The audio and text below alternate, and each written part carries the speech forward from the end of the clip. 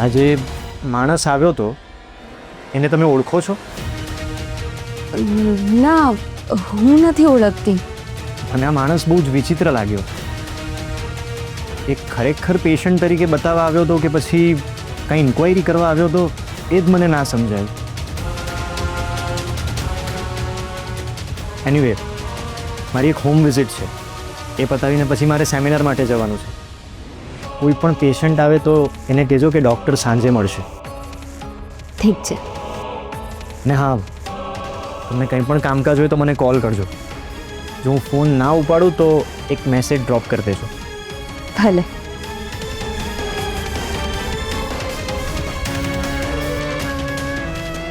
કેટલો ભલો માણસ છે. ભગવાનની મારા પર કૃપા છે. હવે ઘરમાં કોઈ નથી. હવે તું અને હું આપણે બંને એકલા છીએ. હવે આપણે તારા કાકીને મળવા બોલાવવા છે. શું કહ્યું? તાલે પણ તારા કાકીને મળવું છે? ઠીક છે, આપણે બંને મળીશું. તને ખબર છે, તારા કાકી તો બહુ જ સ્વીટ છે. ચલ, આપણે તારા કાકીને મળવા બોલાવી લઈએ.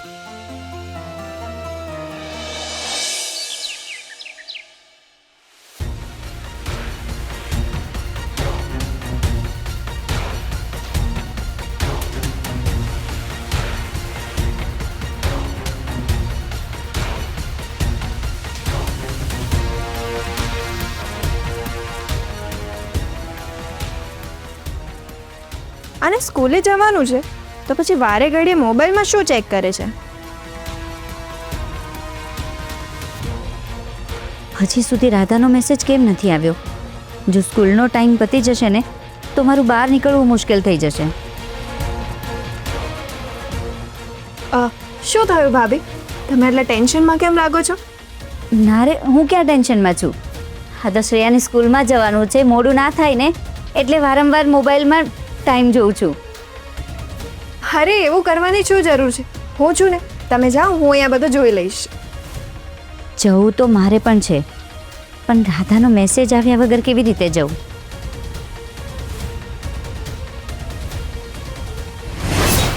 Something is fishing. નીલા ભાભી બહુ કન્ફ્યુઝ દેખાય છે. આખરે ચાલી શું રહ્યું છે એમના માઇન્ડમાં?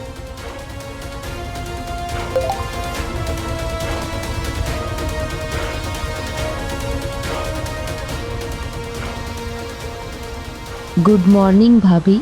સોરી, કામમાં હતી એટલે મેસેજ કરવાનું રહી ગયું. મેં તમને લોકેશન અને એડ્રેસ મોકલ્યું છે.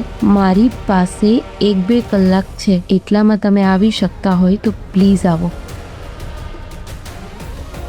કિયારા, મારે નીકળવું પડશે. ઠીક છે, તમે એક કામ કરો ને, આપણી ગાડી લઈને જજો. હા, ઓકે. ના, રાધાએ મને કોઈને કહેવાની ના પાડી છે. કિયારા, ગાડી રહેવા દે. મમ્મીજીને ઓફિસે જવું હશે તો ગાડીની જરૂર પડશે. હું કેબમાં જતી રહીશ. ઠીક છે ભાભી, બાય. બાય.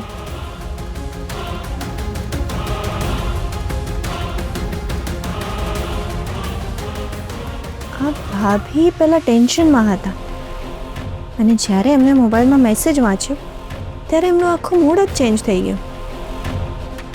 કોઈ ગડબડ તો લાગી રહી છે મને.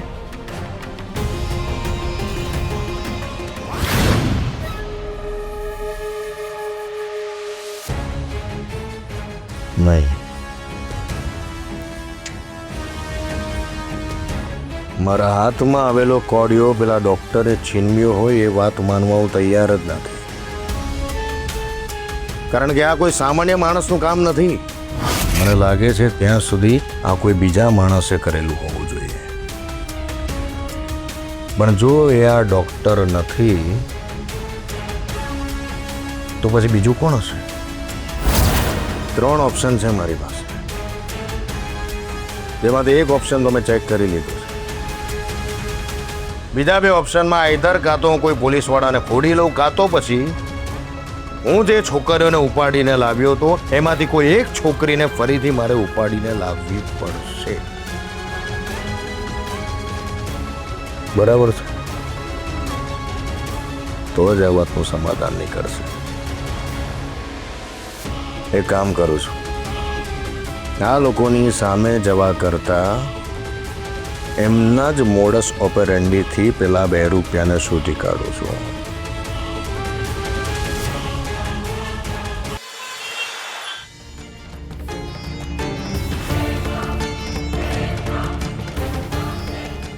એડ્રેસ તો આ જ છે.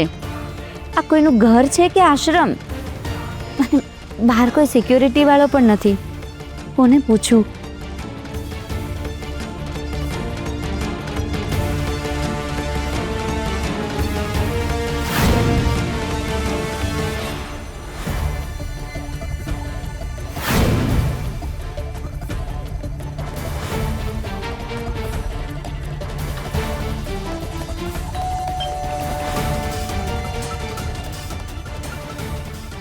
કોણ છે?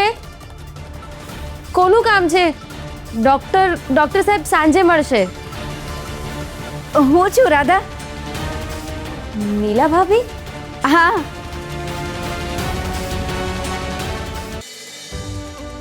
રાધા ભાભી.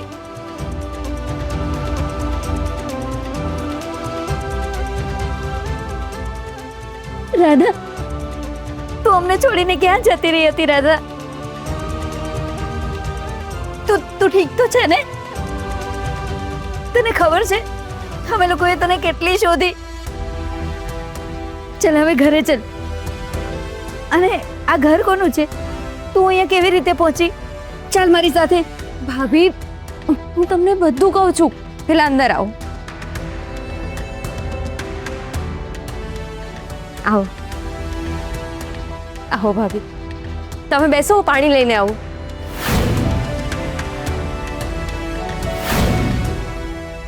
લો, પાણી પીવો. મને માફ કરી દે રાધા. જે વખતે મારે તને સાથ આપવો જોઈતો હતો એ વખતે હું કંઈ ના કરી શકી. એ માટે મને માફ કરી દે. મોટા બેન થઈને નાની બેન સામે હાથ જોડી તમે મને પાપમાં નાખો છો ભાભી. અને ભાભી, તમારી મજબૂરીને હું નહીં સમજી શકું તો બીજું કોણ સમજશે? પ્લીઝ પહેલા તમે શાંત થઈ જાઓ. ઉભા રહો. આલો, પહેલા પાણી પી લો. ચલો.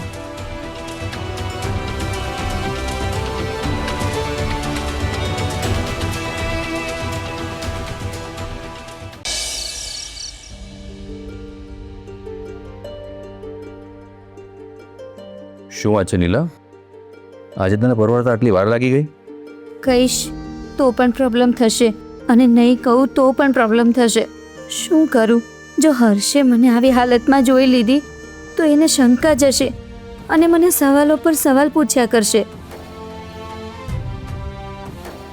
બધું ઠીક તો છે ને? મમ્મીએ તને કંઈ કહ્યું તો નથી ને? અરે ના ના, મમ્મીજી હવે મારી સાથે બહુ સારી રીતે વર્તે છે. એ તો સારું કહેવાય ને. નીલા, હું વિચારતો હતો કે આપણે શ્રેયાને આપણા ઘરે લઈ આવી. શું કહે છે? આ તો બહુ સારી વાત છે. મમ્મીજી પણ હમણાં એ જ કહેતા હતા. એક કામ કર, ફટાફટ તૈયાર થઈ જા. આપણે હમણાં શ્રેયાને તારા મમ્મીના ઘરેથી લઈ આવીએ. હવે આને કેવી રીતે કહું કે આપણી શ્રેયાને કિડનેપ કરી લીધી છે? શું વિચારે છે? ચાલ. અરે અત્યારે બહુ મોડું થઈ ગયું છે ને, તો અત્યારે રહેવા દે. મમ્મીજીએ કહ્યું છે કે કાલે જઈને લઈ આવીશું. ઓકે. ક્રિશ ક્યાં છે? એ એની રૂમમાં હશે. કેમ, શું થયું? એને મમ્મી સાથે વાત કરવા માટે કહ્યું હતું ને? હા, પ્લીઝ તું એકવાર મમ્મીજી સાથે વાત કરી લેને. જો એ માની જશે ને તો બધા પ્રોબ્લેમ સોલ્વ થઈ જશે. હા, પણ રાધા છે ક્યાં? એનો કોઈ હતો પતો જ નથી. વાત કરીને શું થવાનું છે? એ મળી જશે, પણ તું એકવાર મમ્મીજીને તો મનાવી લે. ઠીક છે, હું ટ્રાય કરું છું.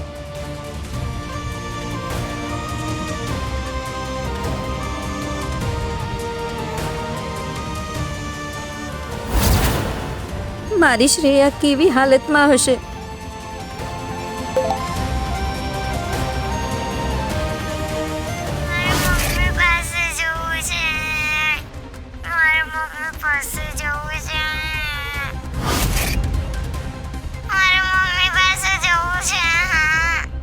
હે ભગવાન, મારી દીકરી,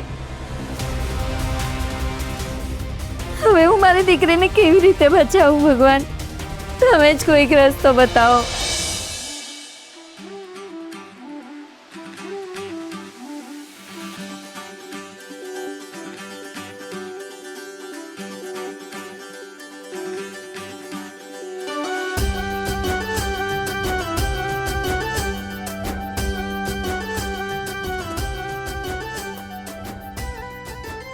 બુકમાં તો ખાલી નજર છે, બાકી મેડમનું ધ્યાન તો ક્યાંક બીજે જ છે, હે ને?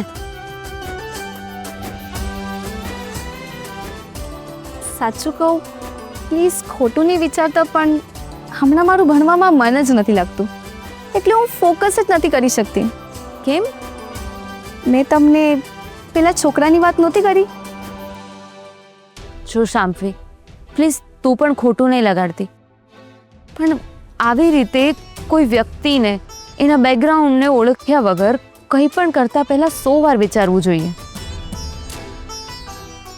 અને આજકાલ તો જમાનો બદલાઈ ગયો છે, લોકો ડગલે ને પગલે એકબીજાની લાગણીઓ સાથે રમતા હોય છે.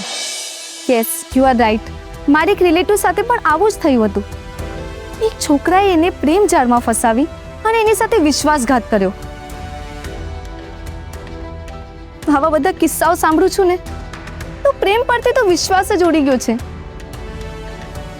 તમે જ મને કહો, આ જમાનામાં પ્રેમ જેવું કંઈ છે ખરું? આનો જવાબ કેવી રીતે તને આપું, જ્યારે મારા પ્રેમે જ મારા પર શંકા કરી હોય? ક્યાં ખોવાઈ ગયા તમે? કંઈ નહીં શાંભવી, પ્રેમ છે ને એક અલગ જ અનુભવ છે. એ તમને ક્યારે અને કોની સાથે થઈ જાય એ તો બસ ઉપરવાળો જ જાણે.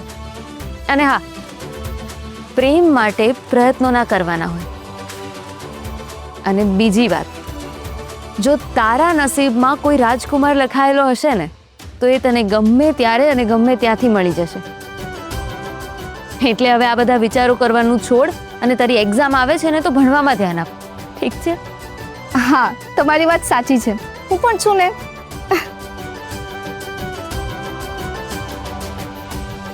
Thank you so much Radha madam.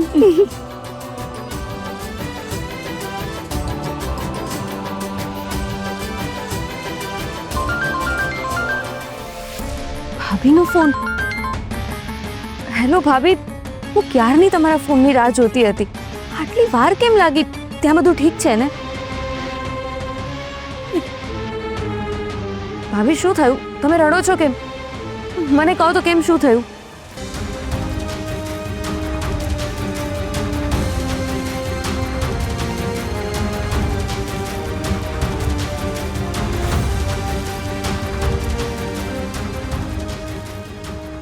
Radha, હું ઘરે આવીને પછી ક્રિશ, તું સવારનો ક્યાં ગયો હતો?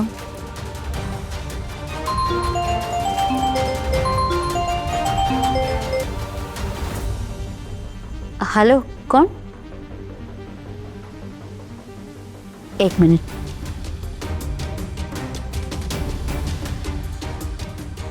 કોણ બોલો છો તમે? કે તારા માટે મહત્વનું કોણ છે, તારી દીકરી કે પછી તારી દેરાણી રાધા? બંનેમાંથી કોને તું જીવતા જોવા માંગે છે? આવતીકાલ સવાર સુધી હું તારી રાહ જોઈશ. જો આવતીકાલ સવાર સુધી તે શ્રેયા વિશે કોઈને ના કહ્યું, તો હું એને છોડવાનું વિચારી.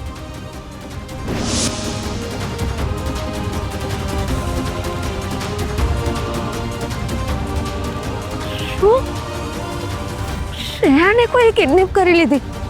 પણ એ મને કોણે?